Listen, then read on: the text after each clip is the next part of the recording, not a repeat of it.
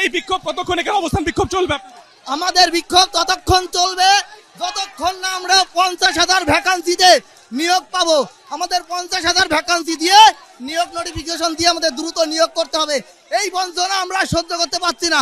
আমরা আজ বিগত 7 বছর ধরে বঞ্চিত। সেই 17 সালে আমাদের লাস্ট পরীক্ষা হয়েছে, টেট পরীক্ষা, তারপরে এখন পরীক্ষা হয়নি। এই 22-এ হলো, 22-এর পরে এবার 25, মানে 3 বছর আমরা রাস্তায় আন্দোলন করে বেড়াচ্ছি স্যার। আন্দোলন করেও তারা সুরাহা পাননি এবং সেই কারণে তারা সরাসরি ঠিক যেটা তুমি দেখতে পাচ্ছ বিধানসভা গেটের ঠিক সামনে তারা এসে এখানে উপস্থিত হয়েছেন, তারা এখানে বসে আছেন। তাদের হাতে একাধিক কিন্তু এরকম পোস্টার রয়েছে।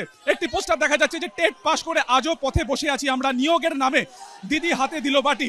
অন্যদিকে দেখা যাচ্ছে মায়ের স্বপ্ন পূরণ হতে দিদি নিয়োগ নিয়ে ভাবতেন যদি। একাধিক এখানে কিন্তু এই প্রতিবাদমূলক এরকম পোস্টার রয়েছে। 50,000 নিয়োগ তারা দাবি করছেন এবং এর আগেও একাধিকবার রাজপথে নেমে তারা আন্দোলন করেছিলেন। আজকে এই আন্দোলন একেবারে অভিনব।